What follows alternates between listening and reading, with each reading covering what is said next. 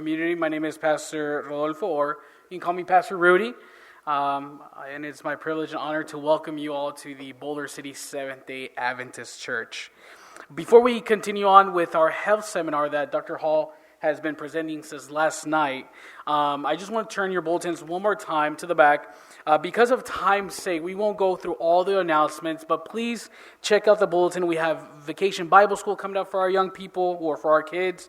We have small groups happening later on this year that we're going to start planning for. So please take a look at your bulletin. Also, look at the website, bcadventist.org.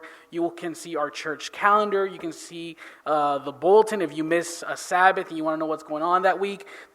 Sally, who is our communications director, she posts the bulletin there on our website. So there are many, many ways to stay in tune with what's going on here at Boulder City and also on how to get involved. So please take a look at the back of your bulletin for the multiple events and programs we have going on for the rest of this month and then going on to the next months as well.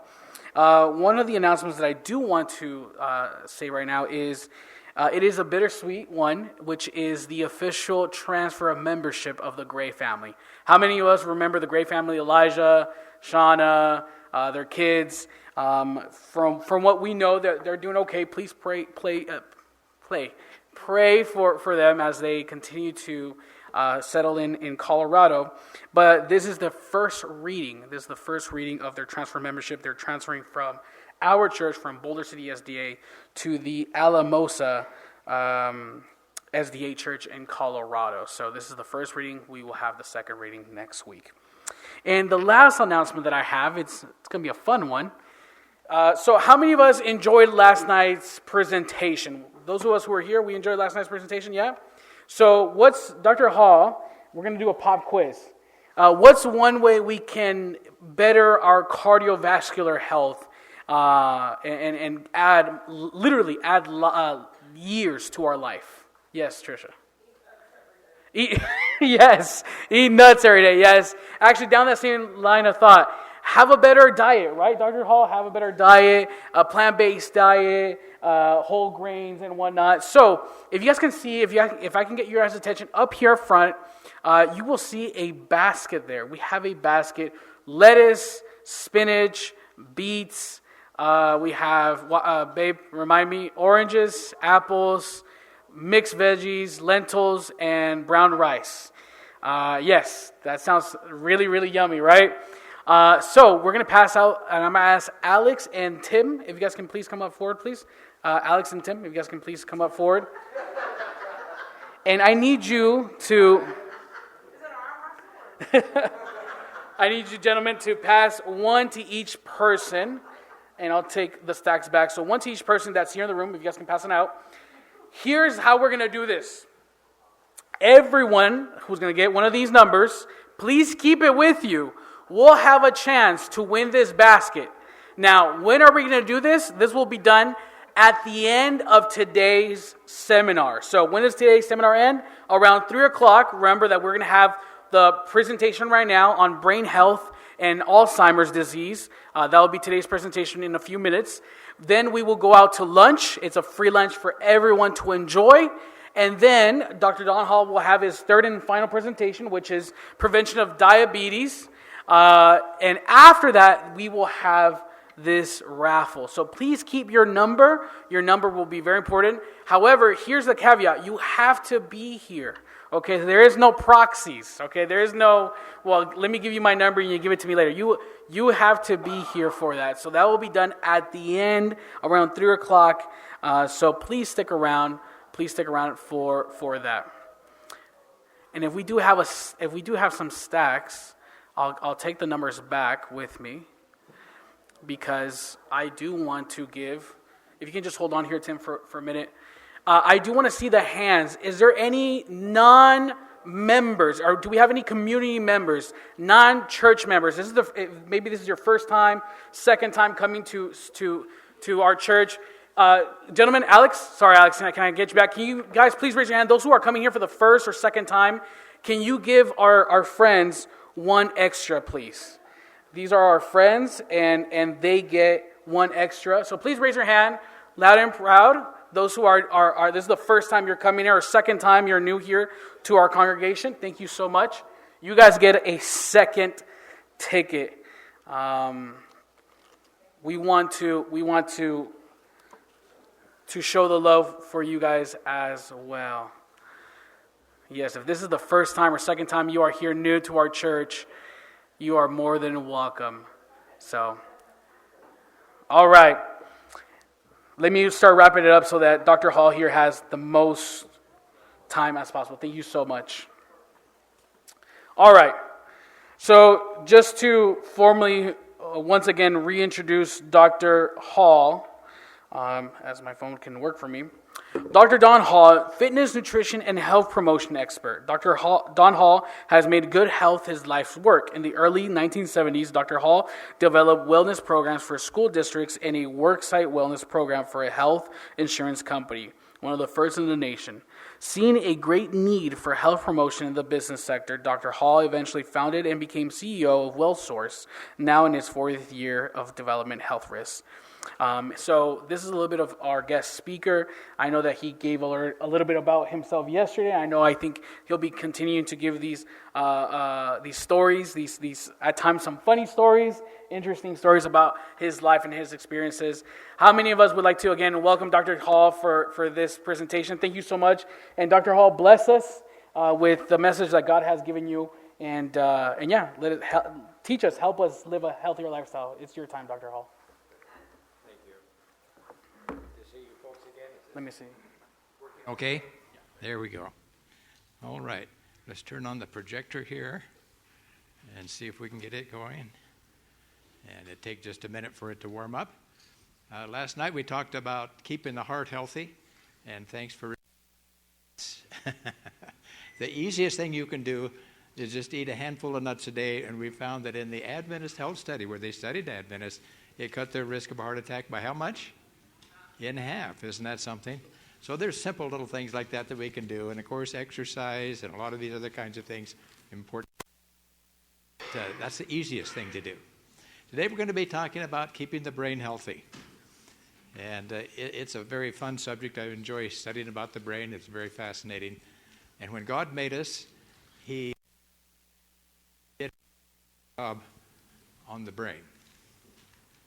That's not what I've got on my screen here yet, but will I stop it and restart it? Probably, yes. Sometimes these things take a little finessing here. I forgot how to stop it. There we go. And now we'll put it onto the program.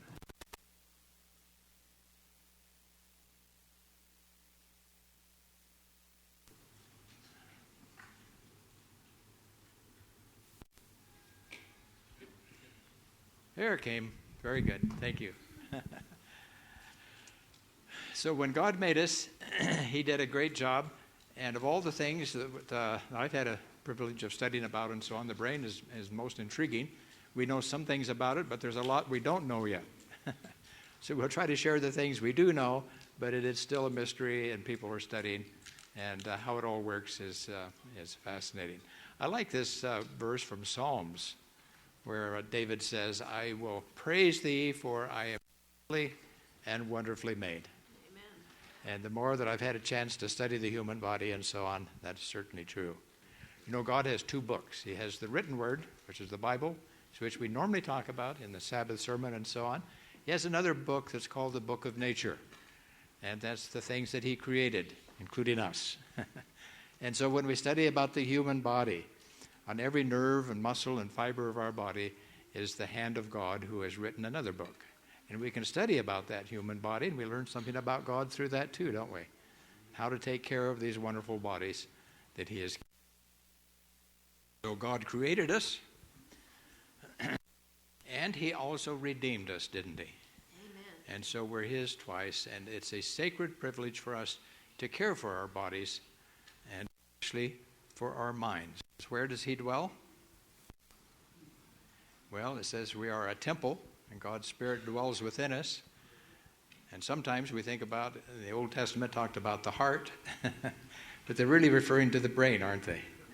That's where God dwells. His Holy Spirit can work through us and influence us through the brain to help and the messages and the good life that he wants us to enjoy. So we're going to learn just a bit about it here. Notice it says the brain has about 100 billion nerve cells, neurons. That's quite a few, isn't it? I don't know who counted them. But that's a lot, 100 billion. And each neuron or each cell can go out and contact 1,000. And so that means that there's over 100, what does it say? 100 trillion connections. Can you fathom that? You see why I have a hard time understanding. But a lot of how it works yet, we can just say, praise God, a wonderful creation. But we want to keep it in as good health as we can so God can live within us and work through us. Now this picture shows us the blood supply going to the brain, and what do you see? Quite a few blood vessels, aren't there? And in fact, the brain is so active, about 20 to 25% of all the energy that's used by the body is what the brain uses. And that's why it has to have so much blood up there. You bring the nutrients and the oxygen and so on into the brain. And if we're really thinking hard, notice it says it can use up to 50% of the body's energy. So one of the key things about keeping a healthy brain is to have good circulation. And in fact, those two things go together about the heart, don't they? The heart and the brain both need good circulation to be in good health.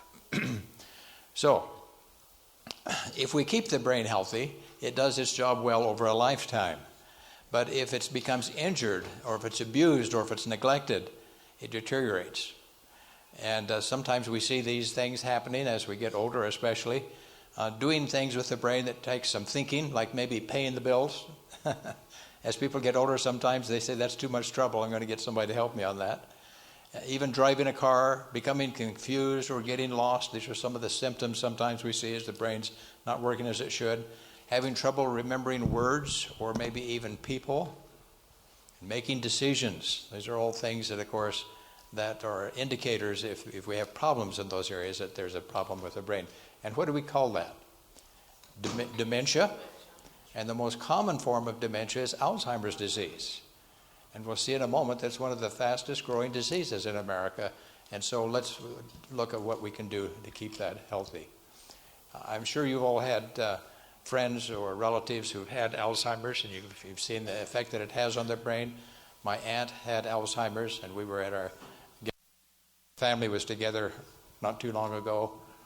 And her son came and sat down beside her and said, hello, Mom. And she looked at him and she says, now who are you? She never even recognized her son. It's pretty sad, isn't it? And so we want to keep that capacity, because if we lose our memory, what do we lose? Who we are. Kind of our life, aren't we? We lose pretty much everything. And so relationships and all those things, the ability to do things with our brains. So we want to keep it healthy.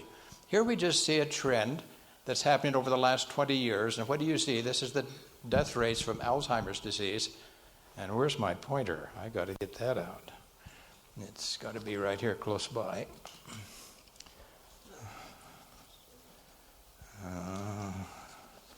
Can't unzip that. Here it is. Be lost without my pointer. You got to go back one. Oh, did we go ahead one? Yeah. Okay, we'll just do that. There we go. Okay, so here we see, and here's the trend, starting back 20 years ago, and each year is what is happening to the number of people who are dying from brain disease, Alzheimer's. Keeps going up, doesn't it?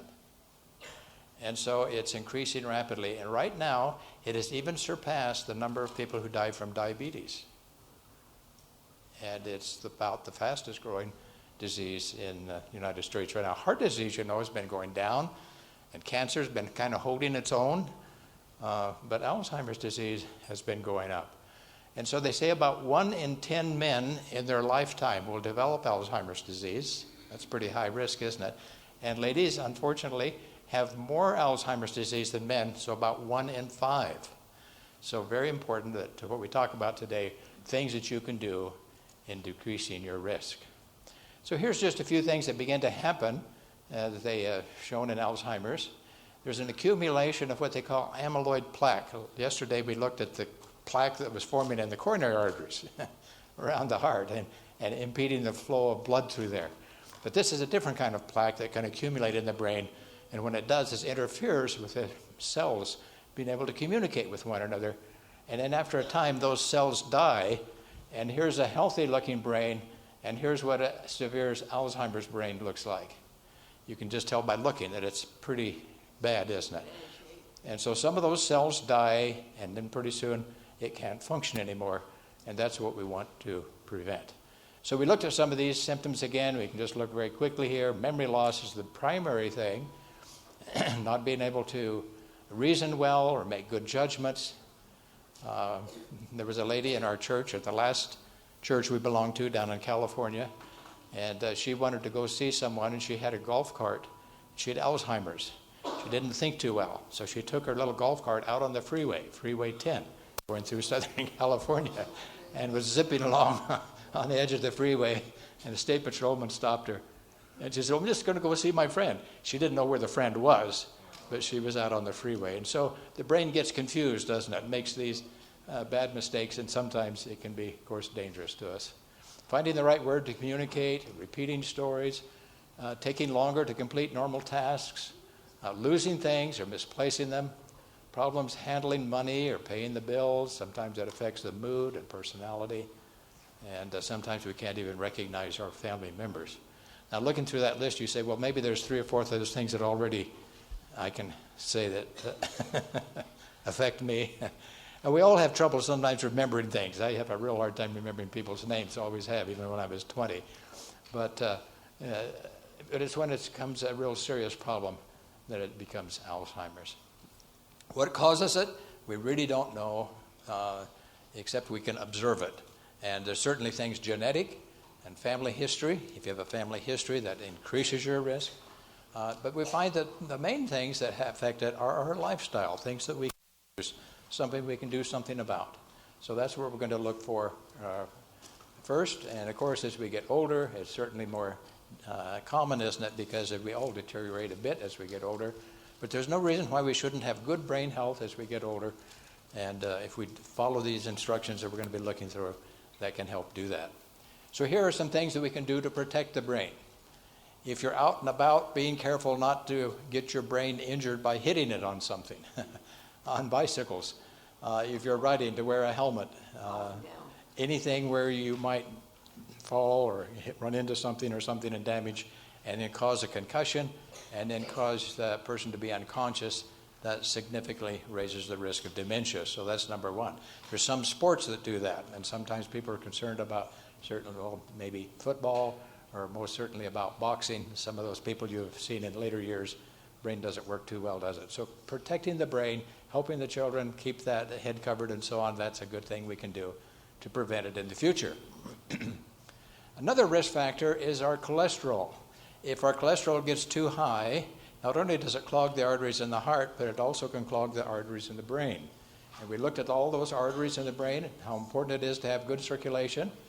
And so here's what the research shows, that if people who have normal cholesterol, if it's their risk of having Alzheimer's disease, notice that if it's just moderately high, there's already a 23% increase, isn't there? And if it's in the high category, it's up here almost close to 60% higher risk. So one of the most important things you can do is to eat healthfully and so on, as we'll look at here in a minute, to keep our cholesterol levels low, and then that helps prevent it, not only preventing Alzheimer's, but also preventing heart disease. So here, just to illustrate this, these are brain arteries that they've taken out of the brain, and you can look at them. And this group up here are people who have Alzheimer's, and these are people down here who don't. Can you see a difference? Yes. Yeah. Quite obvious, isn't it? These arteries up here, some of them are getting pretty small. How are you going to get blood through there? And the circulation is impaired. Down here, much more open. And that's just a very clear illustration of what can happen. So if we want good brain health, we need good circulation. And anything that improves that helps. So blood pressure is a risk factor. When your blood pressure is high, we learned last night that it damages the arteries, doesn't it? and causes those arteries to fill up with cholesterol, plaque, and so on sooner. And so we want to keep the blood pressure in a healthy range. What is a good healthy blood pressure? 120 over 80 is ideal, isn't it? By the time it gets to be 140 over 90 and above, then it's damaging those arteries and it's doing damage in your brain. Not only increases the risk for Alzheimer's, but also for stroke. So that's why the doctor checks that regularly. If you have a problem in that area, he can help you, or she can help you in getting that controlled. I took out a lot of slides so I don't go too long this time. I kind of went over time last night. One of the slides I had here next was showing that when you have high blood pressure and you treat it and you get the blood pressure down, your risk for Alzheimer's is the same as if you didn't have high blood pressure. So that's good news, isn't it? There's things we can do about that. Adopting a brain-healthy diet. And here's some of the criteria for a brain-healthy diet. It promotes good blood flow to the brain. We just looked at that. It's low in the saturated fat and cholesterol. Why in that? Because that's what clogs those arteries, isn't it? And so a diet high in antioxidants. This is something that's very new and critical. We're finding it's very important. When things oxidize, they become damaged. And so it kind of pre-ages your brain if you have a lot of oxidative stress there. By eating the right kinds of foods, and we'll look at a list of these foods in a minute, where they are high in antioxidants, it protects that disease process so your brain ages more slowly. Not only your brain, but probably most of the rest of your body too. And we find that a diet that's low in refined and ultra-processed foods also very helpful. And we'll look at particular studies on that. One of the diets that's been looked at a lot in relationship to brain health is the Mediterranean diet. Have you heard about the Mediterranean diet? Sometimes it's in the news and so on. I don't understand what's in the Mediterranean. We'll look at that. In fact, right here it shows. Here's a picture, and then here's the words. It's very high in fruits and vegetables. By the way, people living where this study is done in the Mediterranean area, in what's the name of the country in particular? Spain. Italy is another one, but Spain has the second best longevity of any nation in the world, and one of the reasons is because they have a healthier diet than most other countries. It's very high in fruits and vegetables. That's where you find the antioxidants. It's high in the whole grains. We'll find that that's very helpful. It's high in nuts and seeds. Here comes our nuts again. Good for the heart, good for the brain. It's high in legumes, beans, peas, lentils, garbanzos, and so on. And they use olive oil instead of solid fats. Most of the fats we use in the United States, a lot of them are solid or butter, or those kinds of things. And they raise the cholesterol. They tend to clog up the arteries. And olive oil we find particularly healthy for two reasons. One, it's high in polyphenols, which is protective to the brain. And it's also a healthy kind of fat that helps the circulation, helps to keep the cholesterol down. And instead of red meat, they eat more fish. What did we learn about fish last night? When the Lord made the fish, he made the fish save their fat in a form of oil. So when they get in cold water, they can still wiggle their tail. If it's solid like butter or tallow, beef tallow or something, and it gets cold, you've seen it in the fridge, it's like a brick, isn't it? And so that has polyunsaturated fats, and those are healthy to the brain. And a lot of studies have shown that. And then we find that they have a lot of fiber in their diets from eating more whole foods and less refined foods. Then they have three things that they're lower in: red and processed meats, butter and saturated fats, white bread, pastry, soft drinks, and so on. Some of the things that we seem to eat a lot of in the United States, don't we? So low in those kinds of foods, high in the other. And when you do that, here's what the results are. Notice here are those who have the lowest adherence to a Mediterranean diet. In other words, they're not doing very well. They don't follow those guidelines. Their risk for Alzheimer's disease, and this is in a large study of several thousand people over time. And then notice if they follow it kind of, it's a better, isn't it? And if they follow it very closely, notice that it drops their risk by 40%. So that's a major drop, isn't it? And that's why researchers have been referring to the Mediterranean diet.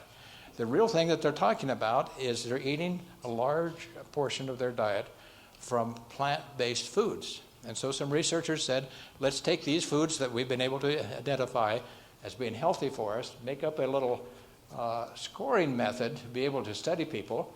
And so they took a large number of people, a couple thousand people, and they scored their diet on how good of a mind diet they were following, and then followed them for several years to see who developed Alzheimer's.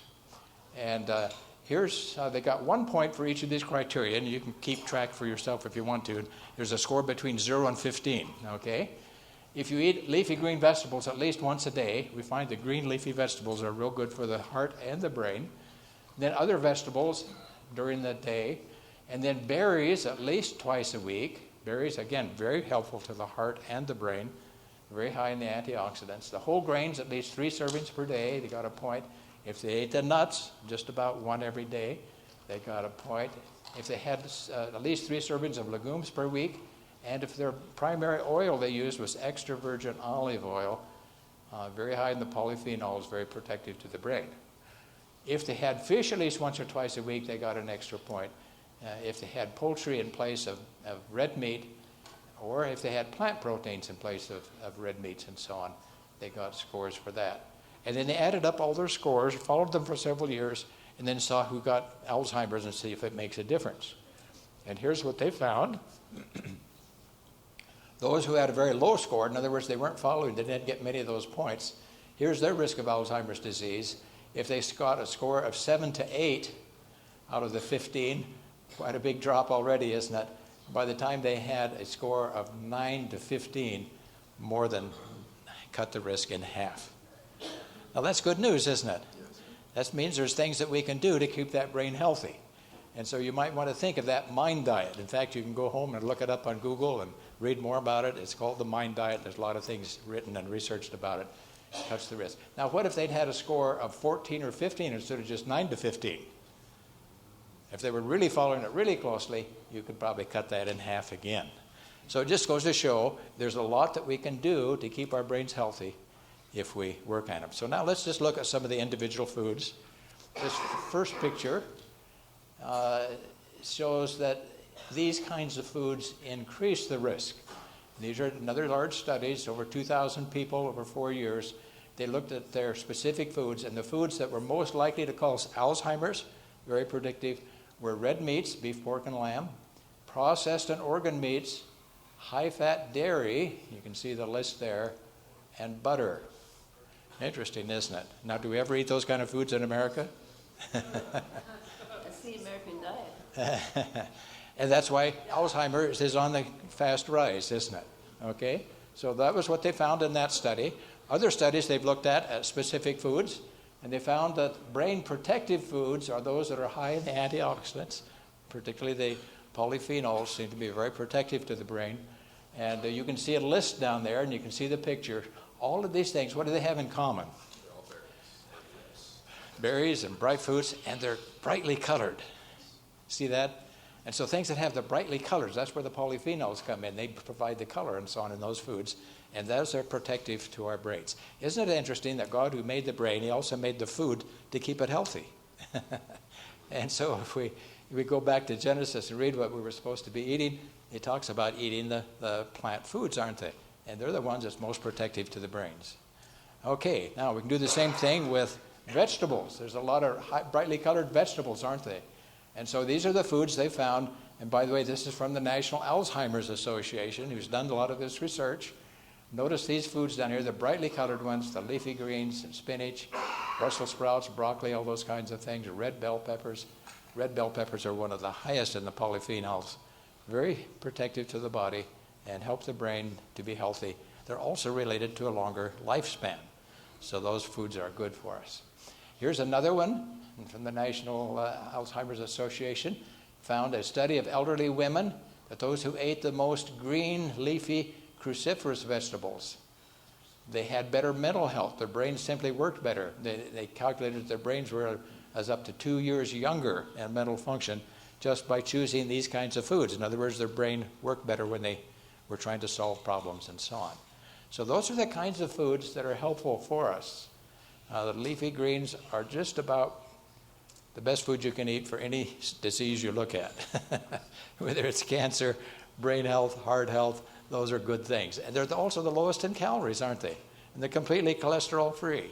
And so those are the things that's good for us to load up on if we want extra servings. So here's another just large study. We'll just kind of look at them quickly here. It's called a meta-analysis, where they took 5 studies and put them together, a larger number of people, 31,000 people, And they looked at their intake of fruits and vegetables, and for every increase of 1 serving of fruits and vegetables, they reduced their risk of dementia by how much? 13%, just by 1 serving. What if you had 2 servings, or 3 servings, or 5 servings, or even more than that? Get real radical and have 7 or 8 servings. The risk goes down. It's protective, and not only to the brain, but also to the heart, as we looked at some of the studies last night. So those are the kinds of things it's best for us to eat. Other ones that's very good for our brain that has been studied are the nuts and the seeds. They have a kind of a healthy fat that is protective to the body. And you can see all the different kinds. They're good sources of essential fatty acids. That would be linoleic and alpha-linolenic acid. They're also very high in vitamin E, which is an antioxidant, and they have other antioxidants in there. In fact, several of the, I don't think we get a chance to look at all the charts, but some of those nuts are even higher than blueberries in antioxidants. And that would be things like walnuts, about 2 to 3 times as high in antioxidants as blueberries. We know blueberries are excellent, right? And the one from the south, I had some on my breakfast this morning. Pecans, very high as well. And walnuts, did I mention walnuts? Okay, so those are the ones, those things are all very good for us, and all the research shows when they eat those, they have less degeneration of the brain. The brain lasts longer, works better all those years. I'm going to tell one quick little story on the walnuts. I've got to go back then. When researchers found this out, and I was at a meeting for health professionals where they were talking about diet and Alzheimer's disease, and they said, we wanted to see if we fed this to certain animals, if it would affect their brains. Now, you can develop rats with Alzheimer's disease. Did you know that? They feed them a real poor diet, fast foods and all kinds of meats and other kinds of things, and their brains develop Alzheimer's disease where they can actually demonstrate that. And how do you prove if a rat has Alzheimer's? You put them in a maze and put the cheese in the middle, and if the rat can't find the cheese anymore, his brain's not working too good. Or sometimes they'll put a platform on each side, they put a little in a pool of water, and they put a little round floating thing on there. And a good healthy rat can work his way across that little floating piece of wood and get to the other side and get the cheese. Once they got Alzheimer's, they'd take about 1 or 2 steps and they'd plop into the water. And they could never get across. Third thing they did is just take him out and set him in a field. And a normal healthy rat, you set him in a field, they immediately begin to sniff everything out and go explore and everything. They put the Alzheimer's rats out in a field and just set them there. And the rats would just sit there, not do anything. So they could quantify that they had serious problems with their brains. Then they said, let's feed them different foods and see if it makes a difference. They tried 2 different things. The first one, they tried strawberries and spinach. We just looked at those, aren't they? Very high in those antioxidants. And after a few months on that, those rats, their brains improved. They went back. They could walk the log. They could find the cheese in the maze. They explored in the field. It completely reversed the problem. They did the second experiment they did with walnuts, and it did the same thing. And so just 2 experiments, very interesting. Now said, can you do that with people? They said, well, we don't have ability to show it. We could reverse it in people, because by the time they get so bad in people, the brain cells have actually died, and you've seen the atrophy of those brains. But we know that if you eat them in your diet, much less likely for that to happen. So just a very interesting experiment that they've done and shared with us at that research meeting. Okay, another step we can do is maintain a healthy weight. And weight helps in many ways, as you can see up there. It helps, protects against high blood sugar levels. When the blood sugar levels get high, it particularly damages the brain, damages the arteries in the brain and the heart. It helps protect against higher blood pressure. As the weight goes up, blood pressure usually goes up, and that's very especially damaging to the brain. It keeps the blood cholesterol levels lower by keeping our weight down. Every excess pound of fat we have, the doctor says we produce extra cholesterol in the body, and it tends to accumulate. And it helps to prevent inflammation. Inflammation is the process that's kind of damaging for the heart and for the brain and for development of cancer and all those kinds of things. And an anti-inflammatory diet is protective against all that. So keeping the weight down is one way that it helps. And this is just a couple of quick studies where you can see midlife obesity. And they looked at people, did they have a healthy weight in the middle life? This was several thousand people over 15 years, a long study. If they were overweight during their mid-years life, this is the risk of developing dementia. And if they were obese, and what do we see? As weight goes up, the risk goes up, doesn't it? So a positive thing that we can do is working to keep our weight in a healthy range. Vitamin D. Now this is an interesting study. They're finding that people who have adequate vitamin D have less Alzheimer's disease. Isn't that interesting? So here again, they took people, 1,600 seniors, over 5.5 years. They looked in their blood and how much vitamin D did they have in their blood. That's easier than trying to figure their diets out for several years. If their vitamin D levels were normal in the healthy range, this was their risk of developing Alzheimer's. If their vitamin D was low, what happened? 69% increase. And if they were in the category that's very low, which they call deficient, notice that more than twice as likely to get Alzheimer's. That's quite a difference, isn't it? So where do we get vitamin D? From the sun and from hills. You would think we'd all have plenty of vitamin D living here, wouldn't you? Now, if you're outside a lot and you get exposed to the sun a lot, you probably get all the vitamin D you need. But sometimes we put on protective clothing when we go to exercise, and we wear a hat, and we put on sun lotion, and the sun's not able to make enough vitamin D. So the only way you know for sure is to have your doctor check it. They can do that through a blood test. So because it's very important for the brain and also for the heart. When I was my cardiologist a few years ago, he says, let's check your vitamin D level. And he checked it, and it was in the deficient category, clear down in here. And he says, don't feel bad, mine was too. I checked mine last week as well. This is when they were just finding this out several years ago. And my wife says to remind me that we were living in Oregon where there's a lot more clouds and the further north, and that decreases your exposure to the sun and so on.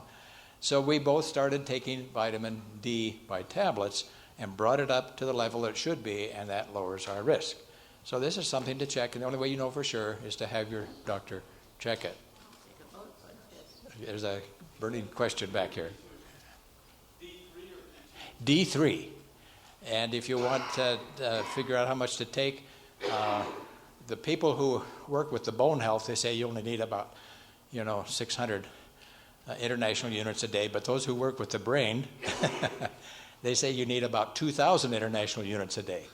And so that's what I'm working on to keep my brain healthy. So about 2,000 international units of vitamin D a day brings that up into the healthy level. Or you can get it checked, and maybe you're getting plenty already. Taking it with vitamin K can also help because they work together. Okay, how about vitamin B12? What is vitamin K? Vitamin K is found in leafy green vegetables. One serving of broccoli or kale or romaine lettuce will give you all you need for the whole day. Spinach. Mm-hmm. That's my favorite. It is. It's a good one. So vitamin B12, also very important for brain health. And here's just one study. They took 84 seniors and looked at them. They tested their blood for it again. That's the best way to know if they're getting adequate B12. And they found that impaired cognitive function was more common in those with low vitamin B12 levels. What does that mean? The brain didn't work as well in trying to solve problems, think things through. They could do a test and see that their brains weren't working as well. And when your B12 levels get low, it can cause nerve damage and brain problems, and actually vitamin B12 is very important for nerve health, and without adequate amounts, some of those nerve cells can actually die. Notice in this study, what percentage of the seniors had low B12 levels? 20%. 20%. As we get older, we're not able to digest the B12 to break it off from the protein that it's attached to, and so it's not absorbed well. And so our government's recommendation now is for all seniors to take B12 regularly. When you take it as a supplement, it's not attached to the protein. Your body can absorb it easier, and make sure that you're getting plenty of B12. Because 1 out of 5 seniors otherwise is not getting what they need. Here's just one little study. It was done down in Australia where they said, we're going to check again your blood levels for B12, and with this, we're going to image a part of your brain to see the volume of the brain, and then we're going to wait a year and see what it changes. Now, here's the little sad news. As we get older, what do you suppose happens? We do lose brain cells. And we lose about, in the area of the brain that they were imaging there, lose about 1 to 2% of the brain each year after the age of 60. So that's kind of an excuse why sometimes it doesn't work as well as it should. And so what they did then was, we'll look at the imaging later, but they simply looked, in this case, they just looked at their levels of B12 in the blood, and the amount that was, they had a high level, plenty of B12, and if it was low, and then a year later, they noticed that they were 6 times more likely to have brain shrinkage. Now that's a lot of difference, isn't it? 6 times more likely. Then they looked at the people who were most likely to have brain shrinkage, and what do you suppose they were? Old people.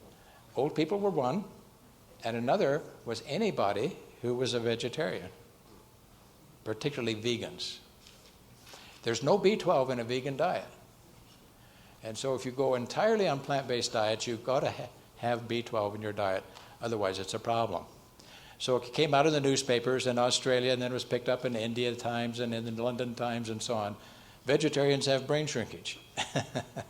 Well, there's an easy cure to it. Just make sure you get your B12 with it. And so taking a B12 or even just a multivitamin every day will make sure that you get plenty of B12. We don't want you to have brain shrinkage, okay? And that's what this study did. They looked at multivitamins use in older adults, and those taking the multivitamin daily had better memory performance and as much as 3 years difference in how the brain functions. So getting the things the brain needs is good health. How about alcohol? What does that do for us? Nothing. It's damaging. Yeah, it's damaging, isn't it? And can actually cause death of brain cells, and it certainly interferes with the ability of the brain work while you're under the influence, but over a lifetime, it increases that risk too, doesn't it? I think a couple of questions here. So you can supplement your B12 by buying vitamins on the shelf. Yes, You can go to Walmart and you can find them relatively inexpensive, or you can go to a specialty nutrition place and pay like 4 times as much. Yeah. How do you? I get mine at Costco. I'm sorry. I get mine at Costco. My wife does, but I don't. And for a few dollars, you have your whole year's supply, and it's real easy to do. And make sure that you're getting plenty.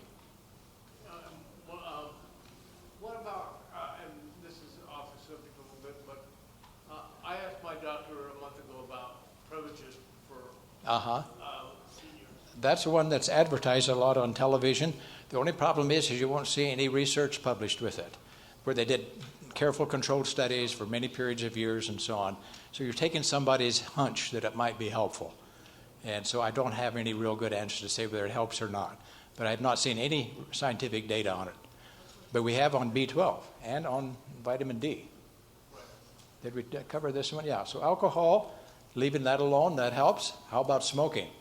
Smoking damages just about everything in the body, doesn't it? We saw last night how it damages the heart. It also damages the brain and increases the risk significantly for Alzheimer's. Here's one on blood sugar and diabetes. When the blood sugar level goes up, it begins to damage the arteries, again in the heart and in the brain. High blood sugar is damaging to those cells, and then that causes the cholesterol to go in and causes problems. So if you have diabetes, very important that you follow your doctor's recommendations for good control, because if you control it, try to get the A1C levels down below 7, you can prevent a lot of that from occurring. This is a very interesting study because it was done on people who didn't have diabetes, but just everybody, and they checked their blood glucose levels and looked at their hazard risk for developing diabetes over 5 years. And notice that when you're down here around 90, if you get a blood test and a fasting blood sugar level, the doctor will say, well, it should be below 100. Even below 90 is even better for your health. But notice then, as it begins to go up, and these are people, just average people, they don't have diabetes. This line here is the one we want to look at, the solid line. Notice as it goes up, what happens to the risk of developing diabetes? It goes up, doesn't it? It's fairly consistent. And so even in people who don't have diabetes, if you have high blood sugar level, by eating a lot of refined carbohydrates and those things that are absorbed very quickly, then that causes damage to the brain and keeps it there. If you eat the fresh apple, the fresh peach, those kinds of carbohydrates, they're actually healthy for the brain, but the refined ones, and especially soda pop and refined breakfast cereals and all those kinds of things, that's where the development problem is. Now, another thing that we can do that's very positive is exercise. And this is a very interesting study where they took 716 older people, had no Alzheimer's disease at the start of the study, and then they measured their exercise level with an accelerometer. It's just an instrument that measures how active you are. And then over several years, they looked at who developed Alzheimer's and who didn't. And here's the risk for those who had low activity levels. Here's those who had higher levels. And what did it do? It cut the risk in half. So you can share that information with somebody. I know how you can cut your risk of Alzheimer's disease in half. What do you have to do? Just be active. Okay? Physical exercise is protective to the brain. When you exercise, you actually produce a substance that increases the brain's ability to develop new brain cells. And we'll look at that in this study coming up here shortly. Here's one just measuring our daily amount of steps. Do some of you have a step thing that you wear on your wrist and it tells you how many steps you've made through the day and so on? It's a way of monitoring your activity level. And they did this, again, with 78,000 people in this case over 7 years. Here's those who got less than 3,000 steps a day and their risk of dementia. If they were more active than that, quite a little drop. And if you got up around close to 10,000, look at that. It dropped the risk in half. If you walked real briskly during the time you were getting those steps, even more so. So probably of all the research that's been done, the thing that is most predictive of whether you're going to develop Alzheimer's or not, or the thing that you can do to prevent it, is your level of physical activity. Of course, exercise also helps to keep the blood sugar low, does not help to keep the blood pressure low, helps to keep your cholesterol low, so it has a lot of benefits. Now, exercise stimulates the brain for new brain growth. And as I mentioned earlier, when you get to be 60, you lose 1% to 2% of volume annually, particularly in that part of the brain that's related to memory. And so they did a study to see if exercise would help. So they took, how many people is it? About 120 men and women, as they're getting a little older. They put two groups. One was the controls, and they were told to do stretching 3 or 4 times per week. Well, stretching's good, but it's not vigorous exercise, is it?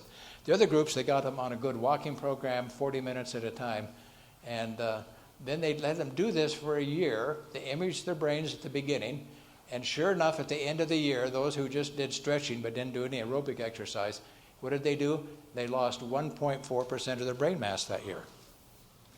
Typical as we get older. Those who were on the regular exercise program, walking most days, notice what happened? Their brain actually gained 2% mass. Now, is that good news? Yes. That's pretty exciting, isn't it? Exercise actually produces a neurotropic, what is the initials for that? Brain-stimulating hormone that helps your brain to actually grow new brain cells. And if you want to keep your brain healthy and prevent brain loss, here it is, brain-derived neurotrophic factor. That exercise can help in doing that. So here's some other things, keeping the brain active when we're doing things that we use the brain a lot for. If we use it, guess what? It works better, doesn't it? If we don't use it regularly, we lose it, just like the muscles, isn't it? So keeping busy, doing a variety of things, as you can see there, keeps the brain active, and that helps. You want to see it longer?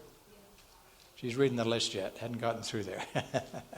Anything that stimulates the brain, reading a good book, figuring out some things, taking a class, reading the Bible through, is one my wife and I are doing this year, having fun at it, even crossword puzzles and so on, memorizing things. Here's my one down here. I spent a lot of time on the computer researching things, making up these kinds of slides. But it stimulates the brain so it grows longer. Next one here is sleep.